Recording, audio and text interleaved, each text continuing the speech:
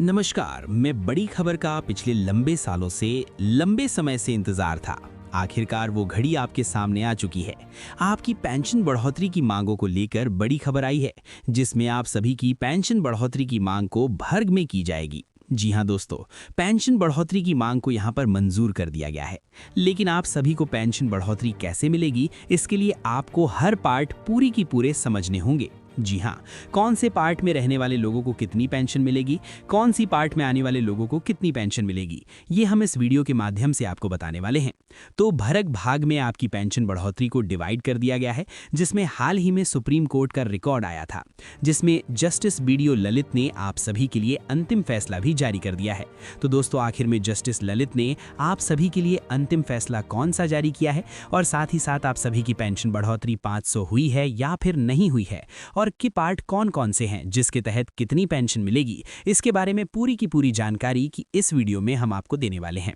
इसलिए दोस्तों, आपसे हाथ जोड़कर निवेदन है कि अगर आप EPS 95 पेंशन धारक हैं तो इस वीडियो को कृपया आप स्किप बिल्कुल मत करना। जी हां दोस्तों, स्किप करने की गलती आप मत करना। वीडियो को आगे पीछे बिल्कुल भी मत करना। अगर आप वीडियो को आगे पीछे करके देखोगे तो दोस्तों, आपको ये पता नहीं चल पाएगा कि आपको कितनी पेंशन मिलेगी, आपने कितना अंशदान दिया है, कितने सालों तक सेवा की है, ये आपको कतई मालूम नहीं चलेगा।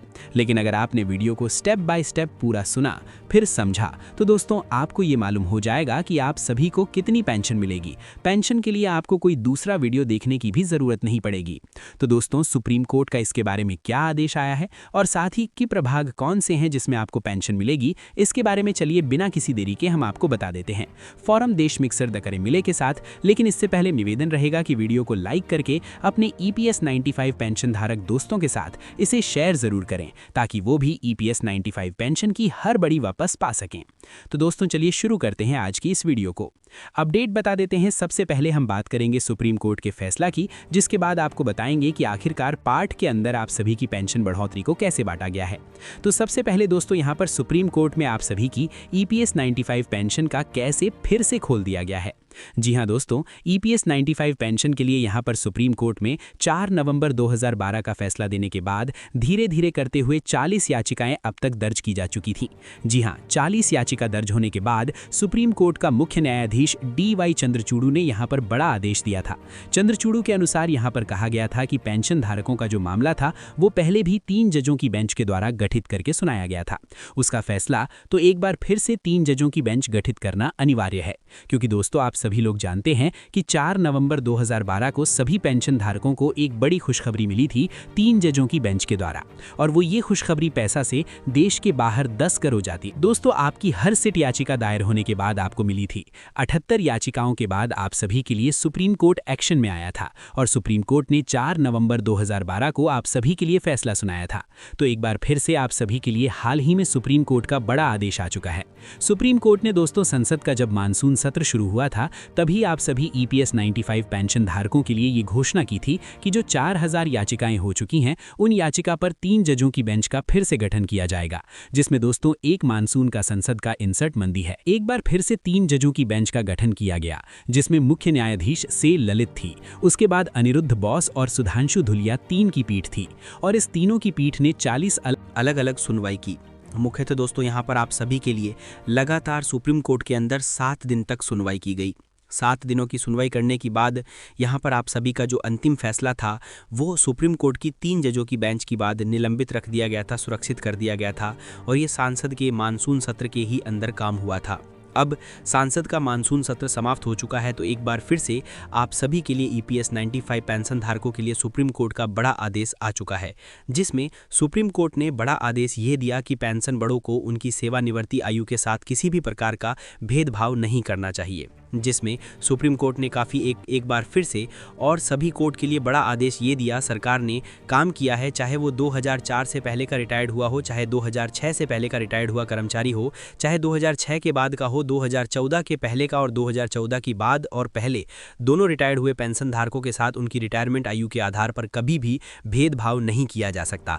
भेदभावपूर्ण की नीति को एक बार फिर से सुप्रीम कोर्ट ने बिल्कुल से नकार दिया है, और सुप्रीम कोर्ट ने सरकार EPFO को यह हिदायत दे दी है कि जल्द से जल्द सभी पेंशन धारकों को सम्मान पेंशन देने का प्रावधान सरकार के द्वारा किया जाए। उन्होंने एक नोटिस भी जारी किया। तो सरकार कब इस नोटिस पर अपना एक्शन लेगी, कब तक लंबे समय दिया? जी हाँ दोस्तों, अभी तक साफ नहीं हो पाया है, लेकिन सुप्रीम कोर्ट की तरफ से आप सभी के लिए EPS 95 पेंशन धारकों के लिए बड़ा आदेश सामने निकलकर आ चुका है और इस आदेश की कॉपी दोस्तों अभी तक जारी नहीं की गई है, लेकिन ये दोस्तों मीडिया की खबरें के आधार पर आप सभी को जानकारी मिल रही है। वही दोस्तों हम आगे बात करने वाले हैं कि आप सभी को कितनी पेंशन मिलेगी। पेंशन धारकों का मुख्य जो सवाल है वो यही है कि दोस्तों आप सभी को पेंशन कितनी मिलने वाली है, क्योंकि कर भाड़ पे यहाँ पर आप सभी की पेंशन बढ़ोतरी को डिवाइड कर दिया जा चुका है। टीए जिसमें यहाँ पर आपको शुरुआत में RS 2000 RS 200 की पेंशन से लगाकर यहाँ पर आपको 93,000 तक की पेंशन या फिर उससे भी अधिक पेंशन मिल सकती है। इसके बारे में बाकायदा साफ साफ लेटर में यहाँ पर बता दिया गया है। लेकिन दोस्तों आप कौन से लोग हैं, आपको कितनी पेंशन मिलेगी, आपने कितना अंशदान किया, कितनी साल तक आपने सेवा दी, कितने वर्षों का आपका योगदान है, तो इसके आधार पर आपको कितनी पेंशन मिलेगी, ये दोस्तों चलिए अब हम आपको बताते हैं स्टेप बाय स्टेप। लेकिन दोस्तों वीडियो आप स्किप मेरे वीडियो को पूरा देखें, तभी आपको सही से पता चल पाएगा, सही से ये मालूम हो पाएगा कि आप सभी को कितनी पेंशन यहाँ पर मिलने वाली है। तो दोस्तों सबसे पहले बात करते हैं कि जिन लोगों ने यहाँ पर 10 साल या फिर 10 साल से कम का कंट्रीब्यूशन किया है, 10 साल से कम का योगदान दिया है, तो उन पेंशन धारकों की पेंशन में कितनी बढ़ोतरी की गई है और उन पेंशन धारक को कितनी पेंशन मिलने वाली है। जी हाँ दोस्तों, EPS 95 पेंशन सीमा 10,500 के आधार पर अगर किसी भी व्यक्ति ने यहाँ पर 10 साल तक का कंट्रीब्यूशन किया है तो दोस्तों उस व्यक्ति की जो पेंशन है वो दोस्तों एवरेज 1243 रुपये की पेंशन मिलेगी। ये दोस्तों 15,000 की सैलरी लिमिट के आधार पर बता रहा हूँ, क्योंकि अभी तक आदेश आया है, लेकिन 15,000 की सैलरी लिमिट के आधार पर ही अब सबको पेंशन मिल रही है। नया सर्कुलर अभी आपके लिए नहीं आया है। तो अगर आपने 10 साल या उससे कम का योगदान किया है तो दोस्तों आपको एवरेज पेंशन मिलेगी RS 2,143 रुपये की। अब ये तो हो गया दोस्तों पहला पार्ट।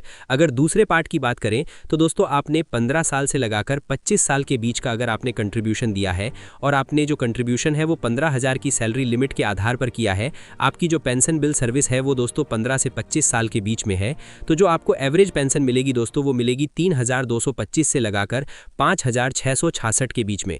यानी कि आपने 15 साल योगदान दिया है तो दोस्तों आपको RS 3,225 रुपये की पेंशन मिलेगी। आपने 20 साल तक का योगदान किया है तो आपको 4,734 रुपये की पेंशन मिलेगी। और दोस्तों आपने अगर 25 साल तक योगदान किया है तो दोस्तों आपको 5,666 रुपये की पेंशन मिलेगी।